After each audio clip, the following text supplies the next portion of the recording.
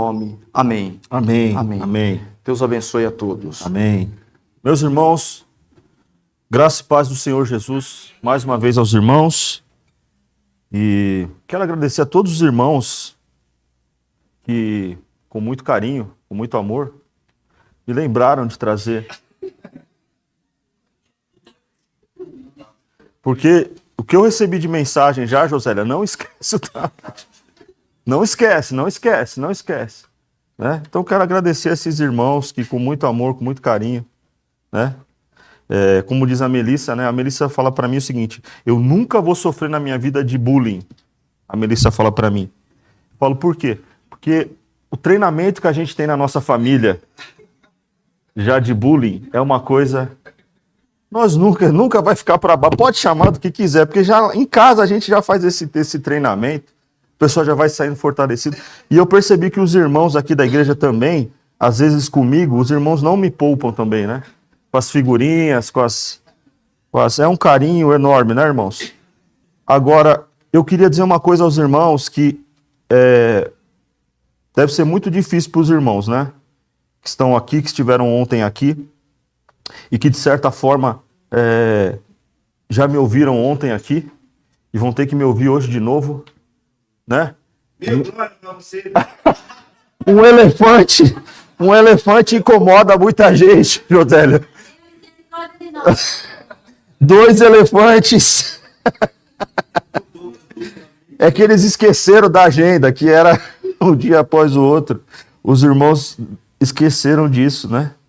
Quando marcaram essa agenda. Mas Deus vai ser misericordioso conosco, amém? Amém. Meus irmãos, depois dessa maravilhosa introdução que o Péricles já fez aqui, eu quero apenas mencionar aos irmãos que nós estamos iniciando uma nova série de mensagens, que serão 5 mensagens aqui, que serão pregadas nos próximos 5 domingos. Tem o domingo da ceia, que nós fazemos uma pausa na série, e depois retoma, mas serão 5 mensagens que têm o tema. Primeiro tema, o Evangelho e a prosperidade. O Evangelho e a prosperidade. Segundo tema, o Evangelho e a autoridade espiritual. O Evangelho e a justiça. O Evangelho e o poder. E o Evangelho e eu. Então serão 5 mensagens, 5 temas com preleitores diferentes, aqui trazendo a cada um dos irmãos o que o Espírito colocar no coração e segundo a necessidade da nossa igreja. Amém? Então eu peço aos irmãos que... Eu sei que primeiro quando a gente fala das séries, como foi as outras, cria uma expectativa, a gente quer saber o que vai acontecer no próximo domingo, mas independente disso, eu peço aos irmãos que orem para que o Senhor use a cada preleitor que vier aqui e que essas mensagens realmente nos confronte. E não nos confronte no sentido de afronta, atrito, julgamento. Não. Nos confronte na divisão da alma e do espírito, que é onde a palavra de Deus entra e ela é capaz de discernir os nossos pensamentos, as nossas intenções, os nossos sentimentos e nos alinharmos segundo a vontade de Deus. Amém? Porque nós precisamos estar como igreja, como pessoas individuais, cristãos, seres espirituais, atentos ao que está acontecendo nesses dias e nesses tempos. Porque há muitas portas abertas pregando o Evangelho. Há muitos canais de televisão pregando o Evangelho. Há muitos contas de YouTube, de redes sociais pregando o Evangelho. Mas a pergunta que deve se fazer é: qual Evangelho? A palavra Evangelho quer dizer boas novas. A palavra do Evangelho quer dizer notícia, boas notícias. Agora você pode colocar dentro dessa palavra o tipo de evangelho que você quiser. E aí começa os riscos e o que nós conversamos muito na nossa reunião de obreiros para determinar essa série, as heresias.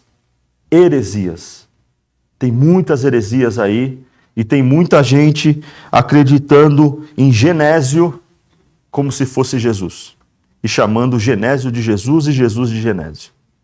Então, eu quero que você que pode, você que tem esse hábito, anote as coisas que foram sendo ditas, os versículos. Depois lá na sua casa, o Mateus tem o esforço de sempre separar essas pregações e deixa lá carregado na conta do YouTube, nossa, da igreja, para que depois você possa ir lá e ouvir de novo, né? O Tiago falou assim para mim aqui no ensaio dos homens.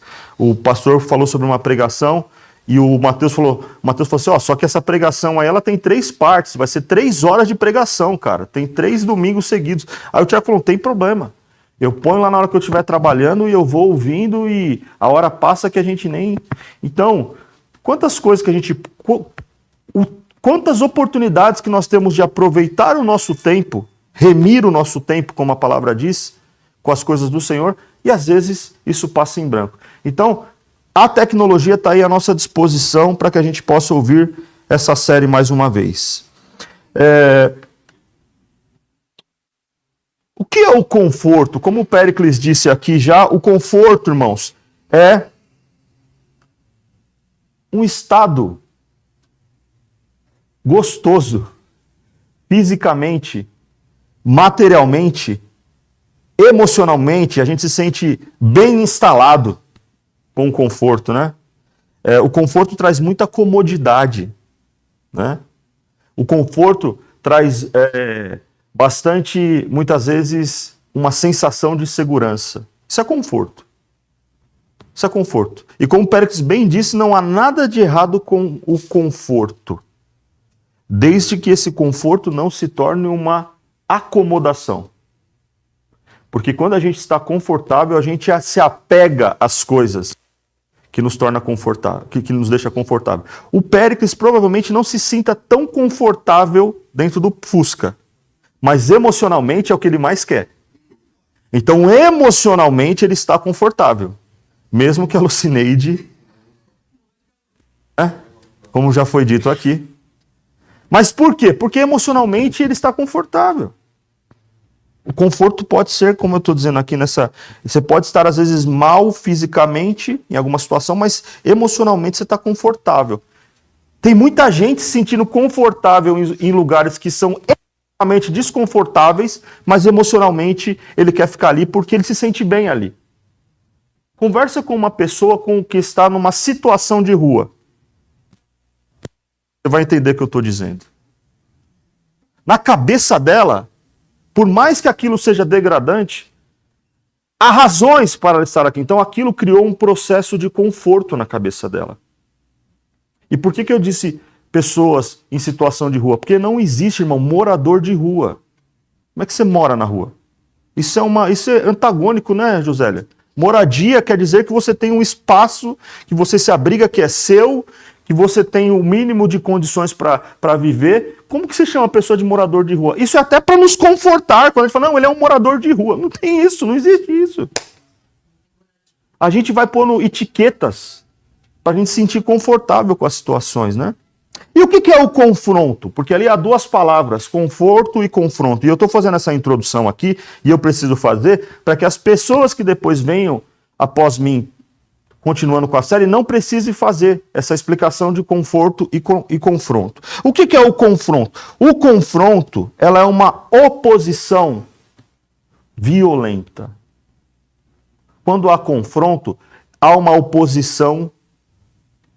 Não dá para você ser Corinthians e Palmeiras. Não dá para você ser esquerda e direita, falando em política, as polarizações que existem. Não dá para você ser cristão e ao mesmo tempo ser muçulmano. Não existe isso. São confrontos diretos. Por quê? Por causa daquilo que está fundamentando cada uma dessas convicções. O confronto também quer dizer choque. O confronto vai trazer conflitos.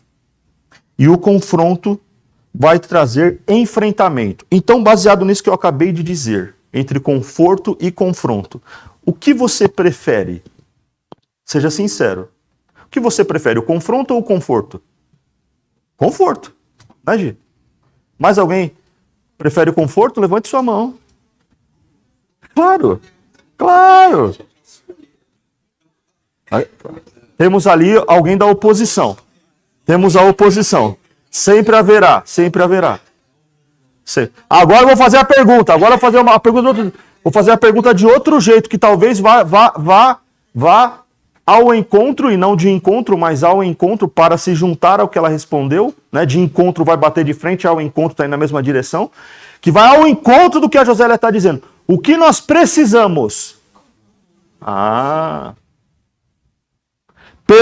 Percebe quando a gente muda uma palavra numa pergunta? O que eu prefiro? O que eu preciso? Eu sempre tenho a premissa aqui. Pois não, José. No confronto, eu me sinto reflexiva. E no conforto, eu me acho que eu sou a tal. Então eu não mudo. No confronto, eu mudo. Exatamente isso. Porque quando a gente está no conforto, a gente vai atender às nossas necessidades particulares. Essa é a premissa. Olha só, enquanto o confronto coloca as coisas em choque ou em teste, para ver se o que eu estou pensando, como a Josélia disse, eu estou pensando mesmo. Às vezes, quando eu me acho a mortadela no pão seco, a última bolacha do pacote, a tubaína que madeira, achando especial, o confronto vai me colocar em choque, em teste com essas coisas. E o conforto? O conforto, irmãos, ele vai buscar eliminar sempre aquilo que traz atrito. Sempre aquilo que questiona o que eu estou fazendo e por que eu estou fazendo. O conforto traz suavidade, o conforto traz descanso, o conforto traz equilíbrio, seja para o corpo ou para a mente. Agora, na nossa vida espiritual, vamos olhar um pouco a nossa vida espiritual. Estive pensando sobre isso. Eu sou um corpo que carrega um espírito, ou eu sou um espírito que carrega um corpo? Porque a partir do momento que você responde essa pergunta, essa questão do conforto e o confronto, elas vão ficar muito claras para você. E sabe o que nós somos, irmãos? Nós somos seres espirituais que temos um corpo. E nós nos esquecemos disso. A Bíblia vai dizer que quando nós somos levados pela carne, pelas tendências da nossa carne, nós inclusive começamos a entristecer o espírito. E começamos a mortificar as coisas de Deus em nós, enquanto deveria ser o contrário, as coisas de Deus mortificaram a nossa carne. Eu quero ler com você, essa resposta é muito clara em 1 Coríntios 2,14.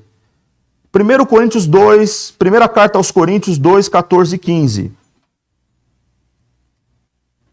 Que essa pergunta que eu fiz, ela é respondida nesse texto. Mas o homem natural não aceita as verdades do Espírito de Deus. O que é o homem natural? O homem que tem um corpo carregando um espírito. Um homem que o corpo que manda, que a carne que manda. Um homem natural. Elas lhe parecem loucura. O quê? As coisas de Deus, as verdades do Espírito. E ele não consegue entendê-las. Apenas quem é, ou seja, um espírito que comanda um corpo. Apenas quem é espiritual consegue avaliar corretamente o que diz o Espírito. E Espírito está escrito com letra maiúscula. Aqui a gente não está vendo porque está todo em maiúsculo, mas no texto está escrito com letra maiúscula, que é o Espírito Santo. E quem é espiritual pode avaliar todas as coisas, mas ele próprio não pode ser avaliado pelos outros. Pessoas espirituais não são muito bem compreendidas, mas elas compreendem todas as coisas.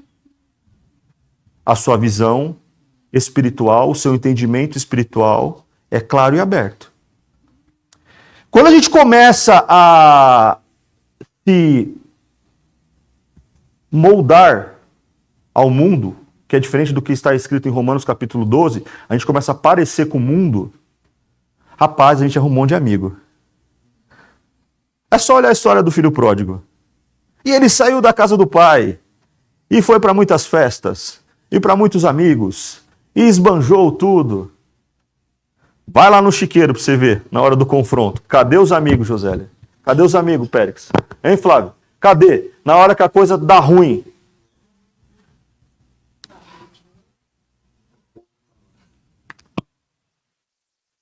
Quando a gente está vivendo esse processo de homem natural,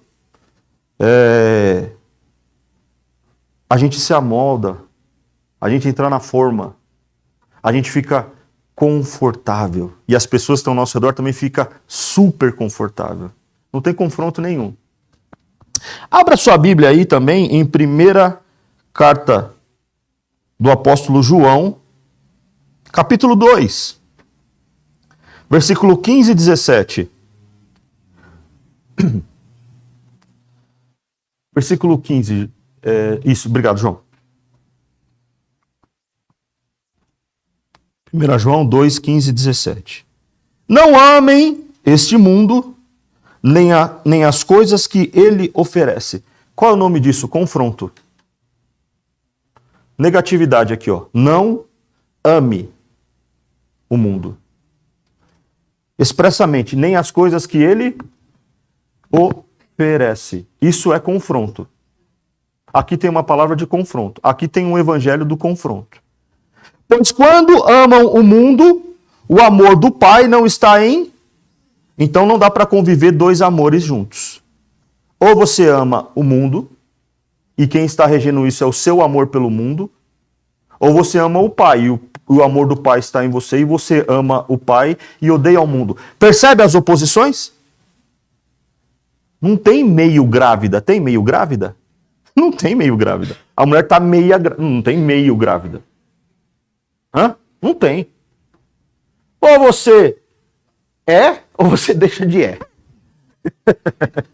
Ou você é, ou você deixa de é. Ou você deixa de ser. Porque o mundo oferece apenas o desejo intenso. Quem não quer desejo intenso em tudo? Mas o escritor aqui, o apóstolo, está dizendo que isso é apenas, isso é uma coisinha. Apenas o que ele te oferece é desejo intenso. Por prazer físico. Conforto. Prazer físico é conforto, em qualquer nível. Até quem está se drogando com a pior droga, ele está em busca de conforto, alívio. Até que seja por mais que seja até da própria abstinência química que ele está sofrendo. Ele precisa daquilo para sentir um alívio, para sentir um conforto. O desejo intenso por tudo que vemos. E aí me faz lembrar da escola dominical Cordeirinhos de Cristo. Cuidado, olhinho, o que vê. Cuidado, olhinho, o que vê. Os nossos olhos é a janela da nossa alma.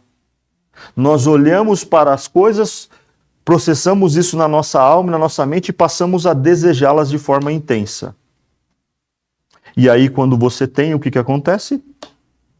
Acaba esse desejo e você vai para quem falou aí, eu quero mais? Não quero mais aquilo, mas eu quero outra coisa.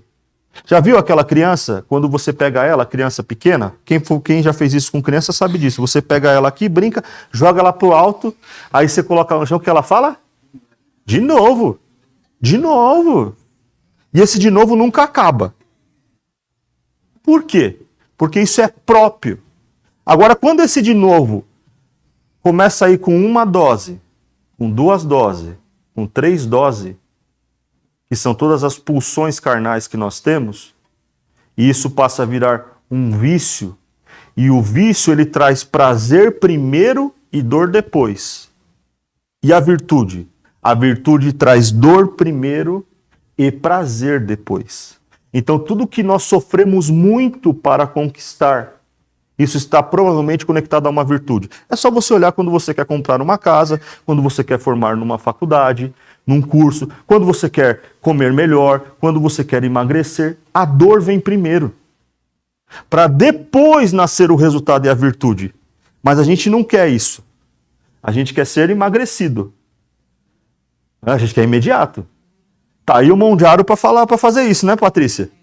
Tá aí o irmão Jaro para nos ajudar, né? Tá aí as coisas sintéticas para encurtar esse espaço, para que seja confortável. Continuando o texto. E o orgulho de nossas realizações e bens. Irmãos, quem não é orgulhoso por ter alguma coisa, ou por ter feito alguma coisa? Veja aqui então que o apóstolo João ele vem desfazendo as coisas. Primeiro os desejos intensos, cuidado com apenas isso. Depois os prazeres físicos. Então vamos olhar agora para coisas que parecem ser nobres. As coisas que a gente tem e as coisas que a gente faz e as coisas que a gente se orgulha. Cuidado, isso pode se tornar os seus grandes ídolos. E quando eu tiver a minha casa de campo, então eu vou estar realizado. A Deolane tem 12 mansões, está presa. Não, mas não vai ser... Eu não vou fazer igual a Deolane. Irmãos, não tem fim. Você compra uma casa de campo, aí vem o seu vizinho e constrói uma maior do seu lado. Aí você pode olhar para a sua. Você fala, nossa, quando eu tiver uma casa igual do meu vizinho... Aí você compra o carro novo. Depois de um mês, começa a sair aquele cheirinho de novo. Aí vem a fabricante e gera a versão Comfortline. O seu não é Comfortline. Highline, Comfortline. O Fuscaline, né, Péricles? Como o Péricles está dizendo aqui, o Fuscaline. Mas irmãos, veja bem, olha só que coisa interessante. É nessas coisas que muitas vezes está presa a nossa vida. E nós somos cristãos. Se a nossa vida muitas vezes está presa a essas coisas, imagina quem não está tendo a oportunidade de ser iluminado pelo Espírito Santo. Do que reclama o homem senão dos próprios pecados?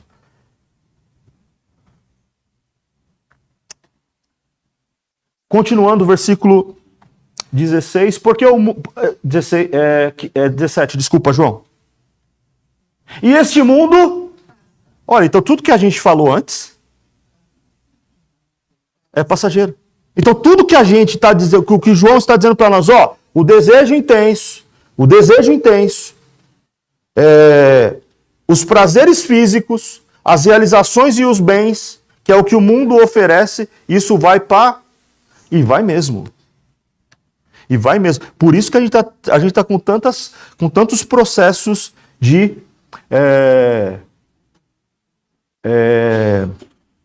harmonização facial. Não é? Difícil. É cirurgia plástica, é harmonização facial. O Brasil é o primeiro país de maior número de cirurgias do mundo. Vem gente do mundo inteiro fazer cirurgia plástica aqui. Eu brinco que às vezes tem pessoas que esticam tanto que ela levanta a sobrancelha e o pé levanta junto. Ela dá estica aqui, ela levanta, porque está tão esticado, não tem mais onde esticar. As pessoas vão se deformando. Por quê? Porque elas não querem que o tempo passe. Mas passa, irmão. E o que acontece com as substâncias botulínicas? Elas caem, Péricles. Quando você estica aqui, depois de 6 meses murcha. Aí você tem que ir lá, põe de novo. E põe de novo. E daqui a pouco você não conhece mais a pessoa que você está falando. Não, mas agora tem as avançadas. Sim, vai lançar, isso vai ficar cada vez melhor. Eu só quero ver como é que melhora a alma. Como é que faz para tirar a ruga do espírito. Isso o mundo não tem resposta. Isso o mundo não oferece. Este mundo passa e com ele tudo que as pessoas tanto desejam. Mas quem faz o que agrada a Deus, viverá para... Então existe uma oferta genuína de uma vida para sempre, que é fazendo aquilo que Deus agrada. O tema que está para eu falar nessa manhã...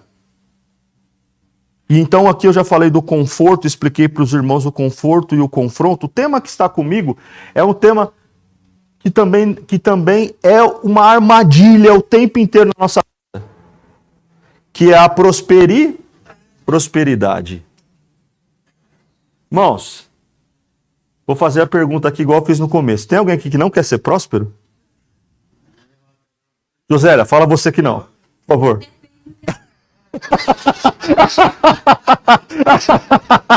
Você já viu que eu não vou ficar sofrendo aqui, né, irmãos? Josélia, por favor.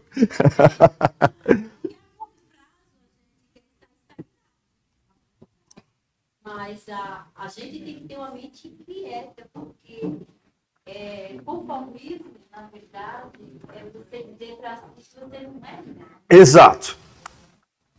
Quando a gente fala de conformismo, de confronto, quando a gente fala de confronto, quando a gente está sendo confrontado, a gente tem que dizer para nós mesmos que o hino que nós cantamos, inclusive, o segundo hino, porque tudo que há dentro de mim precisa ser, porque de nós mesmos, aquilo que, eu já disse isso aqui, disse isso quarta-feira, se eu não me engano, que é uma grande expressão de Calvino. Tudo que você vê em mim de mal é meu mesmo. Sou eu mesmo. Tá vendo alguma coisa aqui que não presta? É meu. Mas tudo que você está vendo de bom em mim é de Deus. Então, quando nós temos essa consciência que existe algo de mal em nós, que é o confronto, como a Josélia disse aqui, vai chegar à seguinte conclusão: eu preciso de algo maior que eu. E a prosperidade mal entendida, ela não te leva a esse confronto. Sabe o que ela te dá, Gilberto? Superpoderes. É só olhar as pessoas prósperas desse mundo. As pessoas... Olha, se você olhar a revista Forbes, se você olhar o que aparece direto nas notícias, aqui está o segundo homem mais rico do mundo. Aqui está o terceiro homem mais rico do mundo. E agora o quarto homem mais rico do mundo se tornou o primeiro homem mais rico do mundo. E aí quando você começa a olhar o que de fato esses homens produzem para o mundo, é nada. Porque tudo que produzem para o mundo tem um fim em lucrativo em si mesmo, voltar para si, porque ele quer continuar naquela lista dos top 10. É o engano da prosperidade e das superpoderes. Essa mensagem confronta demais, querido. Essa mensagem confronta demais. O evangelho não veio a esse mundo para nos agradar, não. Não veio. Ah, pastor, então o senhor está falando que dinheiro não é importante, você está falando que riqueza não é importante, que ter na minha casa não é importante, que estudar não é importante. Irmãos, eu sou formado, estou trabalhando ainda até hoje nos meus negócios, tenho uma casa para morar, não vivo da igreja, não vivo, e não estou me dizendo isso de forma orgulhosa, estou me dizendo que eu tenho que produzir para poder viver. Eu não estou falando com outras coisas materiais. Eu estou falando que isso não pode ser o nosso Deus. E nós, muitas vezes, estamos com a nossa vida tornando isso grandes ídolos. Agora que eu tenho um negócio, agora vai. Lembra a passagem da parábola que Jesus vai dizer daquele homem que tinha um celeiro e que fez grandes colheitas e ajuntou no celeiro, aquele celeiro não deu o suficiente, ele derrubou o celeiro, construiu um celeiro maior e disse: agora eu estou bem, goza a alma, se farta, fique confortável, porque você tem todas as coisas. Então Jesus vai dizer na parábola: louco, hoje mesmo, essa noite pedirão a sua alma. E o que você vai apresentar? Porque caixão não tem gaveta. Provérbios vai dizer que é enfado e canseira quando nós começamos a juntar coisas. E virá outro depois e gozará daquilo que nós produzimos. Eu estou falando de confronto, irmãos. E assim, a gente não gosta dessas coisas. A gente não gosta. Sabe por quê? Porque todos nós temos uma meta aqui. Uma coisa que a gente quer ter, fazer ou chegar. A minha pergunta é: essa meta foi submetida a Deus? É isso que Deus quer para você ou é isso que você quer para você? Porque se é isso que você quer para você, isso não foi submetido a Deus e eu não submeti a Deus, quer dizer que eu estou sendo o meu Senhor.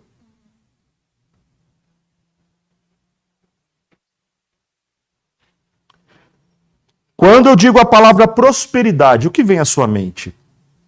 Livre. Agora, licença poética. O que vem à sua mente quando você pensa em prosperidade? Um de cada vez, senão eu não consigo anotar. Gisele, o que vem à sua mente quando você pensa em prosperidade? Riqueza. Você, Périx. Fartura. Renata. Sempre tem aqueles que vão ser... Qual que é a sua primeira palavra? Ah lá. De riqueza, fartura. Mas eu estou entendendo, você já está pensando já um passo à frente em relação à prosperidade. Já pensava assim. Por isso que você já está desconectada da questão somente dos benefícios. Mas geralmente, quando a gente faz uma pergunta, na maioria, na média, a gente pensa em riquezas, casa, dinheiro, uma conta boa, um convênio médico. A gente associa prosperidade a essas coisas. É normal. Se você fazer uma pergunta, chega lá hoje na sua família e fala: "E aí, pessoal, vamos falar de prosperidade. O que é prosperidade para você?" Você vai ver que 90% vai responder isso e alguém vai falar: "Opa, peraí, mas eu acho que não é sobre isso que você quer falar, né?" Como a irmã Renata fez aqui. Não é sobre isso que a gente quer falar, mas é sobre isso que a gente fala. E a gente fala isso de uma forma assim, às vezes sem... Automático, a palavra é essa, automático. E sabe por que é automático? Porque a boca fala do que o coração está. Essa é a automatização da vida.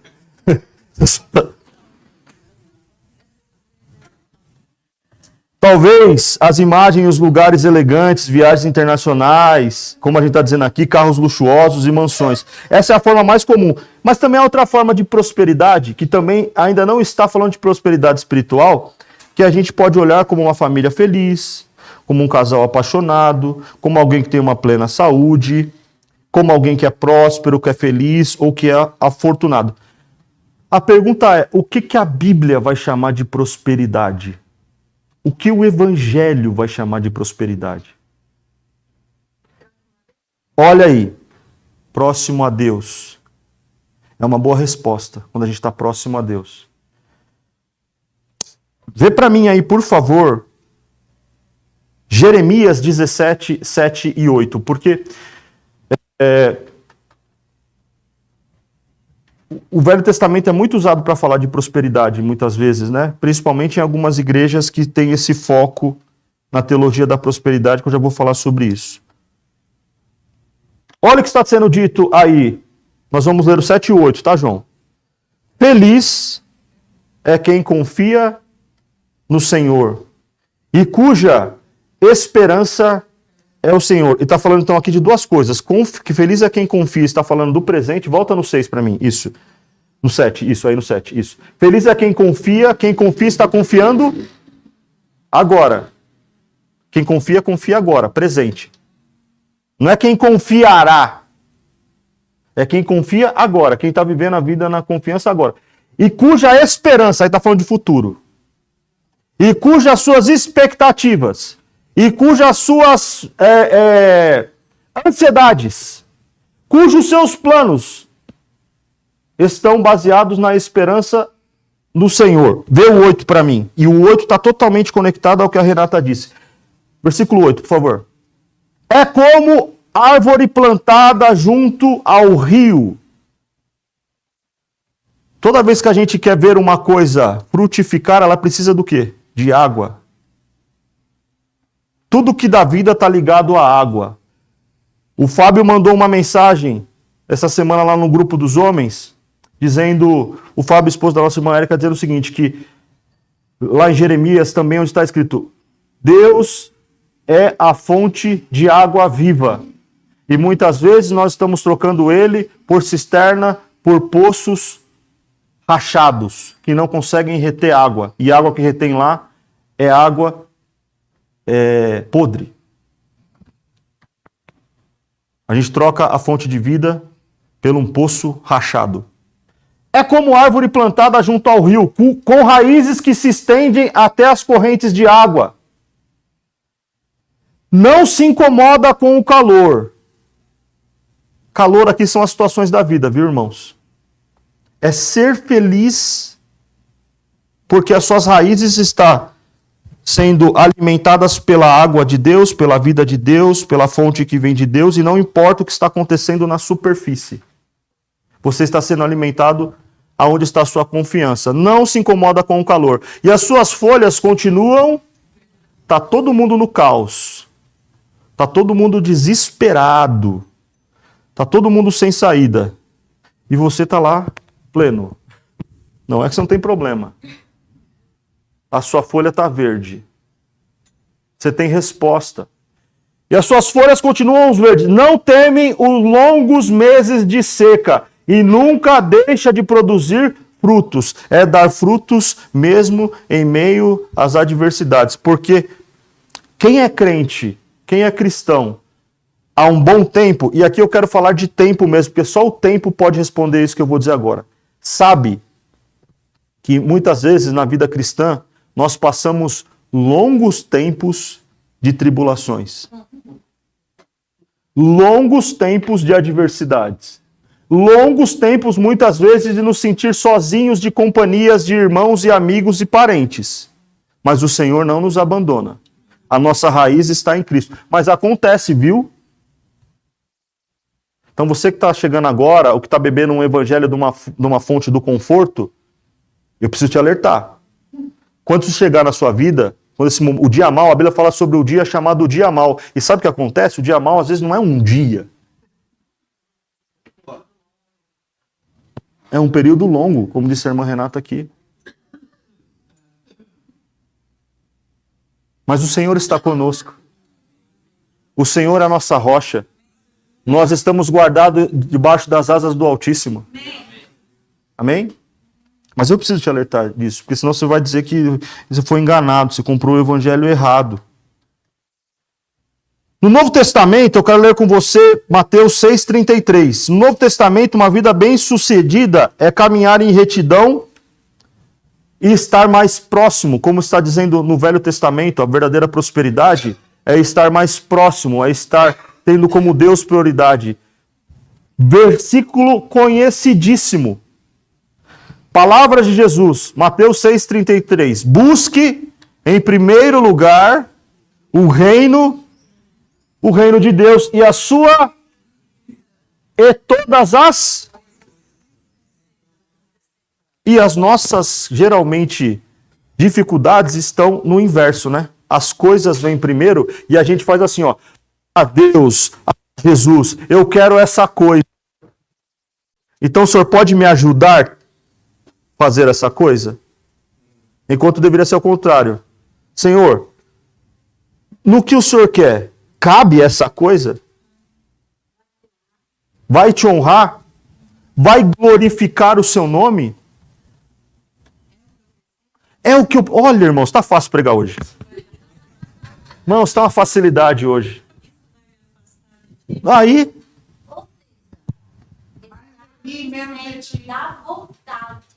Olha só. Fala, Marli, não vi. Mais de ti, menos de mim. É. Estar no centro da vontade de Deus. Estar no centro da vontade de Deus. Mas a gente, às vezes, a gente faz ao contrário, né? A gente pega alguma coisa e a gente quer que Deus orbite ao redor, sabe? A gente quer que Deus orbite ao redor dessa coisa. E não ao contrário, a gente colocar Deus aqui e as nossas coisas orbitar ao redor dele. A prosperidade bíblica é quando nós estamos conectados a Deus e entendemos que tudo que nós temos e somos está vindo dele. O nosso pai, ele não é um pai que vai gerar nada que nos cause mal. E até o mal que aos nossos olhos parecem mal é para o nosso bem. Porque todas as coisas cooperam para o bem daqueles que amam a Deus e foram chamados segundo o seu propósito. Segundo o seu propósito. Mas nós, às vezes, queremos colocar os propósitos nas coisas, e se as coisas derem certo, aí a gente vai estar bem. Vamos continuar. Os irmãos estão compreendendo? Amém? Se olharmos para o Velho Testamento, qual é o exemplo de prosperidade que você poderia me dizer aqui? Me dá um exemplo de prosperidade. Fala aí um exemplo de prosperidade do Velho Testamento. Salomão. Quem mais? Jacó. Quem mais? Davi. Jó. Rei Saul.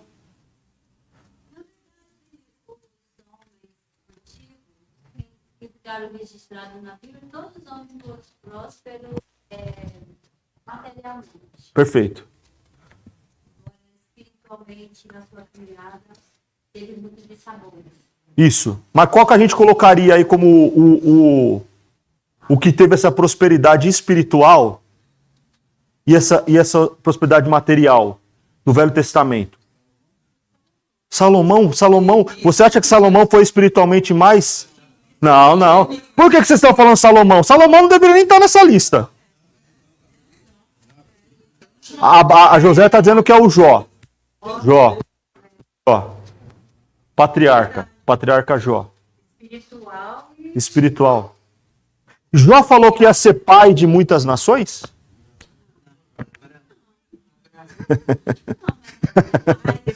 Não. O pai da prosperidade bíblica, o pai da prosperidade. Ele é o pai, ele é o principal, ele é o primeiro. Ele é um homem que ele vai ter prosperidade material, prosperidade espiritual e prosperidade geracional. A partir de Abraão chega para Deus com algumas posses. Isso aumenta imensamente. Abraão chega para Deus com uma mulher que não pode ter filhos. Ele fala, além dela ter filhos, você vai ser pai de grandes nações. E através de você, o mundo conhecerá a mim. Você vai ter, através da sua geração, virá um que será o Messias. E aí tudo que a gente falou depois disso, tá bebendo dessa fonte. O Jacó, o Salomão, o Saul, tá bebendo dessa fonte. O Abraão, irmãos, olha que coisa interessante. Por que eu estou dizendo, e aí eu vou pegar o que a irmã Renata falou, aqui estar próximo de Deus. Veja o que está escrito em Isaías 41:8. Coloque aí, João, Isaías 41:8.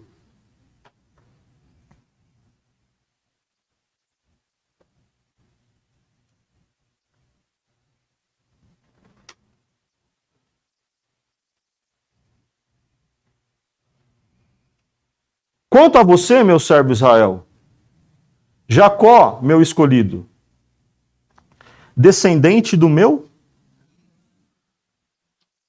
Irmãos, Deus está falando que Abraão é amigo dele. Acabou, não precisa escolher mais ninguém no Velho Testamento. Acabou.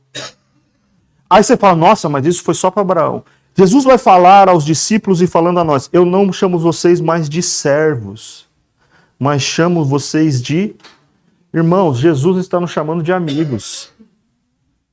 Como Deus chamou Abraão de amigo. O que é que nós estamos mirando como referência de prosperidade? Abraão não vai ser somente chamado por Deus de amigo, mas vai ser chamado por toda a história bíblica como o pai da fé. Um exemplo de fé a ser seguido. E olha só que coisa interessante. Ele era próspero materialmente, não era? Algum momento nós falamos das coisas que ele tinha? Dos bens aqui? Não falamos. Porque o que realmente foi produzido através de Abraão, o legado de prosperidade que foi produzido através de Abraão, riqueza, dinheiro, terra, posses, é consequência. Porque ele tinha, em primeiro lugar, o principal na prosperidade, que é o relacionamento com Deus. Abraão errou? Ixi, muito. Mas como eu disse na pregação de ontem, vamos parar de ver a última conta errada? Vamos parar de ver a última conta errada? Vamos ver as contas certas? Vamos parar de ver aquele cantinho que não foi pintado na parede? Vamos olhar toda a parede pintada?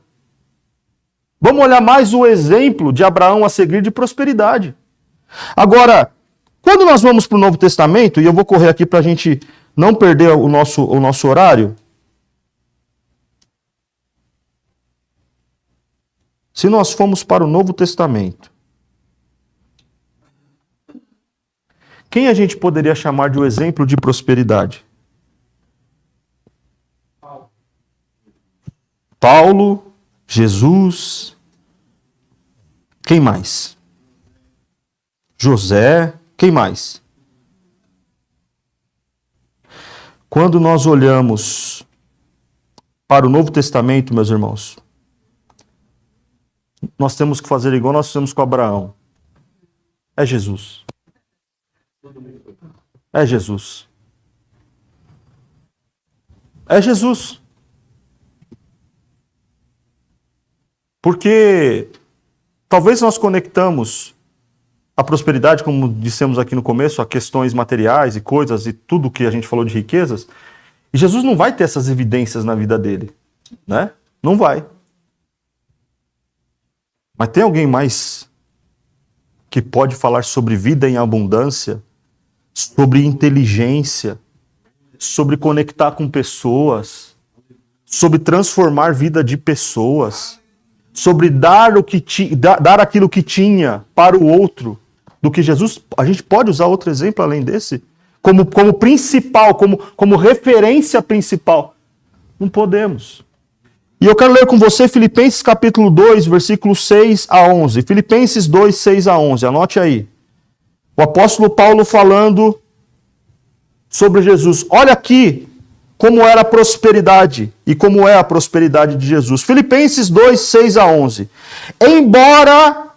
Embora, sendo rico, sendo todo-poderoso, tendo todas as coisas, não ter problema com limite de conta, embora sendo Deus, não considerou ser igual a Deus fosse algo a que devesse se apegar. Não conforto. Eu estou aqui confortável, mas não é isso. Em vez disso, confronto, esvaziou-se a si mesmo e assumiu a posição de escravo e nasceu como ser humano. Quando veio em forma humana, que já era suficiente, ele ainda humilhou-se e foi obediente até a morte e morte de cruz. Por isso, por causa dessa decisão, Deus o elevou ao lugar de mais alta honra, o homem mais próspero do Novo Testamento. E lhe deu o nome que está acima de todos os nomes, para que ao nome de Jesus todo joelho se dobre nos céus e na terra e debaixo da terra, e toda língua declare que Jesus Cristo é o Senhor, para a glória de Deus Pai. Porque toda a prosperidade que há nesse mundo, no final do dia, como a gente disse aqui dos homens mais ricos, é só para fazer que as pessoas se curvem a você. A prosperidade é para gerar poder. Mas esse homem chamado Jesus Cristo, Deus encarnado, ele veio de forma humilde e viveu de forma extremamente próspera. E o resultado disso é que não existe em nenhum lugar, nenhuma revista Forbes, nenhuma relação dos homens mais ricos e nenhuma história, alguém mais poderoso, mais próspero, mais rico, mais sábio, que tem resposta, que pode resolver problemas, que é o Rei dos Reis, o Senhor dos Senhores. Não existe um homem mais próspero que pisou nessa terra do que o homem chamado Jesus Cristo. E ele disse que ele não chama mais você e a mim de servo, mas ele chama você de amigo. Eu sou amigo do homem mais rico que já pisou nessa terra, e ele não está morto, ele vive, ele está aqui e ele está conosco. Eis que eu estou convosco todos os dias. Sabe por quê? Porque o homem mais rico dessa terra, que está lá na revista Forbes, ele não vai entrar na sua casa. Mas a Bíblia diz que se você dobrar o seu joelho no seu quarto, ele vai estar com você na sua casa, na casa mais humilde, na casa mais rica, no lugar mais necessitado, do homem mais pobre, rico ou miserável. O Senhor se faz presente. Ele não tem problema com isso. Esse é o nível da prosperidade de Jesus. Às vezes a gente quer um bom contato na prefeitura, um bom contato no Detran, um bom despachante, alguém que seja influente, aquela indicação na empresa. Enquanto nós temos à nossa disposição o mestre dos mestres, o médico dos médicos, o Senhor dos senhores, aquele que a porta que ele abre, ninguém pode fechar, mas aquela que ele fecha também ninguém vai abrir. Não são contatos terrenos que a gente precisa.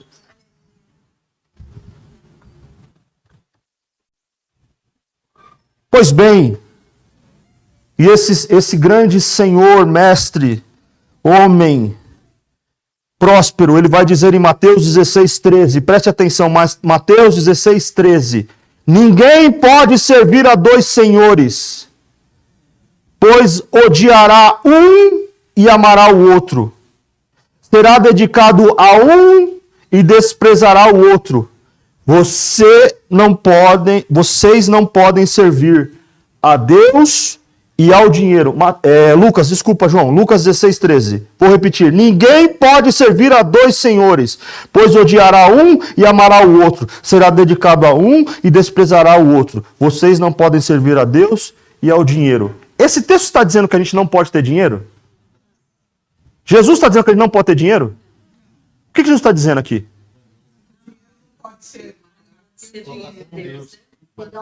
Afeto, tudo que eu amo, tudo que gera afeto em mim, isso me domina. O apego, o seu dinheiro serve a você ou você serve o seu dinheiro? O dinheiro tem que te servir.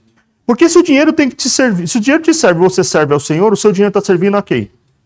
A Deus. Aí eu te pergunto, Péricles, o caixa da igreja reflete isso? Ponto de interrogação. Não responda. Eu quero dizer o seguinte, irmãos, não, pastor, mas eu dou a minha oferta, eu dou o meu dízimo e tá tudo certo. Tá bom, mas se você precisar ir além para alguém que ninguém está vendo, você vai também? Ou você não está disposto a mexer naquele dinheiro que você guardou para alguma coisa? Não responda. O que a sua mão direita fizer, a esquerda não saiba. Não responda. Eu só estou tentando te dizer o seguinte, Jesus está dizendo o seguinte, tudo que você tem realmente me serve em prosperidade, inclusive o seu dinheiro. Ele não está dizendo que o dinheiro é o principal, mas para nós, eu já disse aqui, o órgão mais sensível do homem é o bolso. O órgão mais sensível do bolso, a Tita quando chega em casa para mim, fala, olha, eu preciso, eu quero, são esses os verbos que são usados, eu preciso, eu quero, esses são os verbos. Eu não sinto no coração, eu sinto no bolso. E é assim para tudo. Vai ter um projeto aqui na igreja, a gente já pensa, mas quanto é que será que isso vai custar? A nossa cabeça. Então, o nosso espírito tem que dominar isso. Porque às vezes, sabe o que acontece, irmão? É só um teste espiritual. Só um teste espiritual. Quantas pessoas que serviram um copo de água estavam atendendo o próprio Jesus Cristo? Deram uma roupa, estava atendendo o próprio Jesus Cristo e não sabia, porque eu tive fome e vocês me dessem de comer. Eu tive sede e vocês me dessem de beber. Eu estava preso e vocês me visitaram. Senhor, mas quando que nós fizemos isso? Quando vocês fizeram a qualquer um desses meus pequeninos, a mim vocês estavam fazendo. Percebe que tudo que eu falei aqui é tirar de você o alimento, a roupa, o seu tempo para visitar, o seu tempo para... Entendeu? Você vai ter que se desapegar. Muito bem.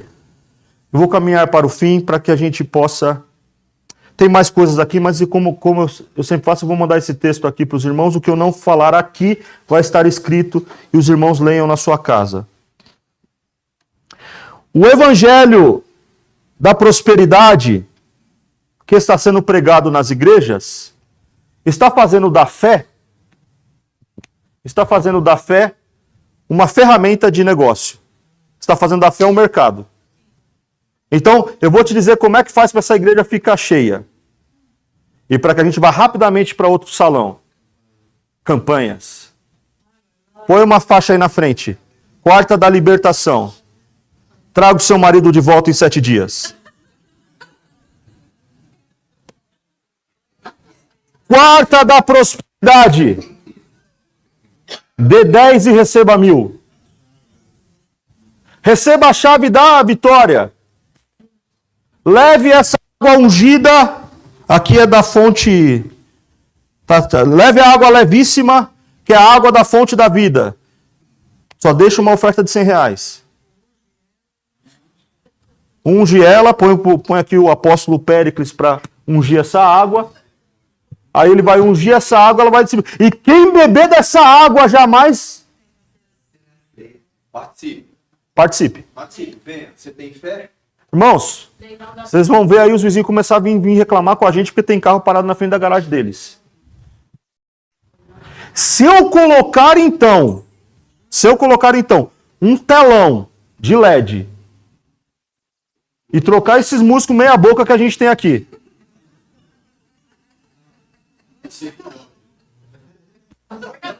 Agora que o Fábio entendeu agora. Agora caiu. Hã? Não?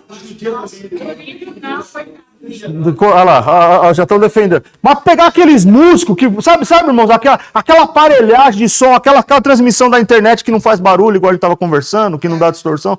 Irmãos, vocês vão ver. Rapidinho aí eu estou sendo convidado para os podcasts. Sim, querido e querida. É só arrumar 2 empresários, 3 empresários bons da grana. Vocês vão ver isso aqui virar um culto de 1.000, 2.000, 3.000 pessoas. Bem-vindo ao clube.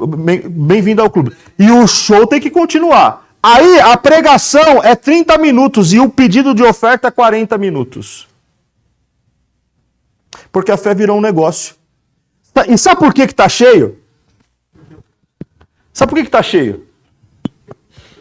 Porque tem gente que quer esse tipo de prosperidade. Se eu tenho uma oferta, é porque existe uma demanda. Estou falando de mercado. Eu estou ofertando um tipo de evangelho que as pessoas querem. Isso é total conforto. Isso é total conforto. Isso não é crescimento saudável de igreja.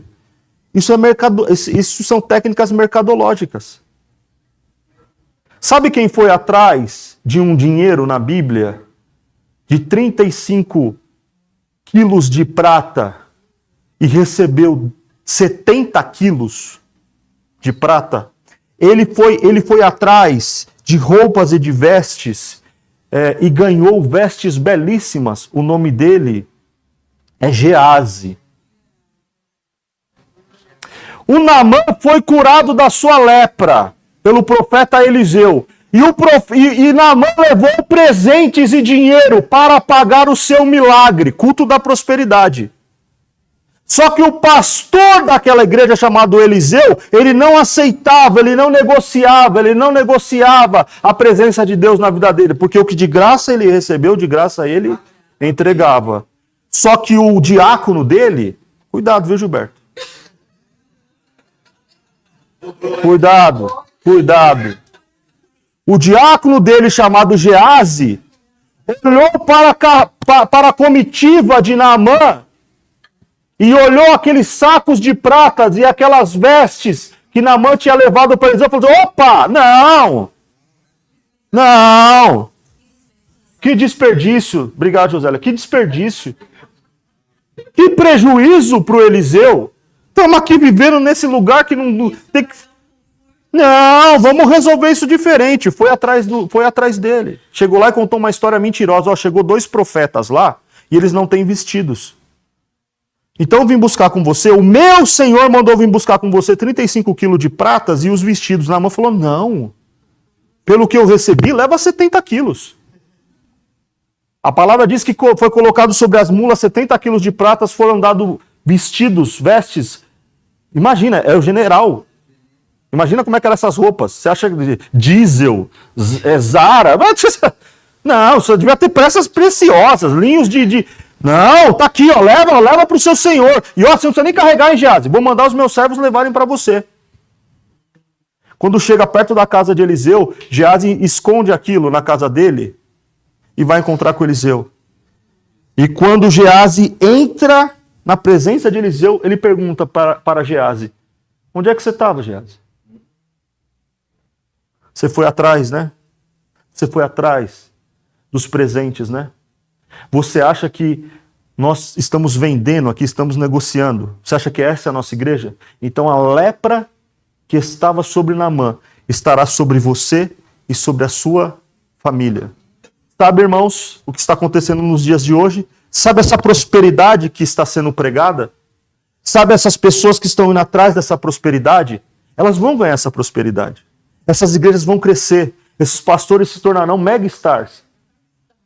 Só que eles ficarão com essa prosperidade. A família deles e dessas pessoas que procuram isso, elas vão ficar igual a sanguessuga. Me dá, me dá, me dá, me dá. Só que no céu não entra isso. Aleluia. O que Jesus disse foi o seguinte: ajuntem tesouros no céu, aonde a traça não corrói, aonde o ladrão não rouba, ajunte tesouros lá no céu. Essa é a verdadeira prosperidade. Quer dizer, então, que vamos ser uma igreja rica? Se Deus tiver isso pra gente, irmão, não tem problema nenhum, viu? Mas se for de Deus, se for primeiro a justiça de Deus e as demais coisas sendo acrescentadas. Não tem problema nós termos um salão maior, não tem problema nós termos um terreno maior, não tem problema nossa igreja abrir uma escola, abrir uma faculdade, nós mudarmos gerações. Deus está nos preparando para isso, não tem problema nenhum, se for vontade dele. Sabe por quê? Porque a gente se perde. Irmão, às vezes a gente troca o culto por uma viagem. E nada de errado viajar. Estou falando só de prioridade. Imagina. Se você chegar aqui na igreja, irmã Zei, você não precisar mais limpar a igreja, porque a igreja está pagando alguém para fazer isso. Olha que coisa maravilhosa. Não é ruim, não. Estamos dando um emprego a uma pessoa, ou a uma equipe de pessoas. Fábio, você chegar aqui, cara, e o seu contrabaixo tiver uma qualidade, a sua caixa, pô, sabe, a mesa for digital, já pensou que maravilha? Somente fica confortável. Ah, montamos tudo isso. E a presença? Como é que faz para comprar a presença? Como é que faz para trazer a presença para esse culto tão confortável? Deus sonda, Deus disse a Samuel, Samuel, vai lá ungir lá na casa de Jessé, vai ungir os filhos dele. Aí quem vem? Vem o Eduardo, todo bonitão, forte, bonito, cheio de vida. O Samuel fala, opa, é esse, vou deitar aqui um azeite. Samuel, eu não vejo como vê o homem, porque eu vejo o coração. E o rei de Israel estava chegando dos pastos. E era aquele homem que ia ser ungido. E aquele homem leva na Bíblia a seguinte etiqueta: um homem segundo o coração de Deus, porque Deus não vê segundo o que vê o homem. Aos olhos do homem é improvável. Então, irmãos, que nós tenhamos, amém, que nós tenhamos, e eu termino aqui, um coração segundo o coração de Deus, porque nós somos chamados no evangelho da prosperidade a produzir generosidade. Deus nos faz prósperos para que nós possamos produzir generosidade. O último versículo que eu quero ler para encerrar, 2 Coríntios 8, 7 e 9, e esse eu quero ler junto com os irmãos. 2 Coríntios 8, 7 e 9.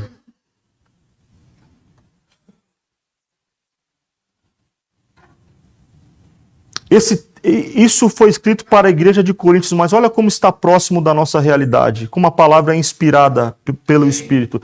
Visto que vocês se destacam em tantos aspectos, na fé, nos discursos eloquentes, no conhecimento, no entusiasmo e no amor que receberam de nós. Estão fazendo tudo certo. Queríamos que também se destacassem no generoso ato de... Eles faziam tudo, só não era desapegado das coisas. E para finalizar, não estou ordenando que o façam, mas sim testando a sinceridade do seu amor ao compará-lo com a dedicação de outros. Que outros? Outros crentes que estavam doando. Vocês conhecem a graça do nosso Senhor Jesus Cristo. Embora ele fosse próspero, olha o homem mais próspero aí. Embora ele fosse rico, por amor a vocês, ele se fez pobre, para que por meio da pobreza dele, nós nos tornássemos ricos, prósperos. O evangelho da prosperidade, ele vai dizer o seguinte: o que é meu é meu. No evangelho da prosperidade. Esse evangelho do mercadológico. O que é meu é meu. E o que é seu, pode ser meu.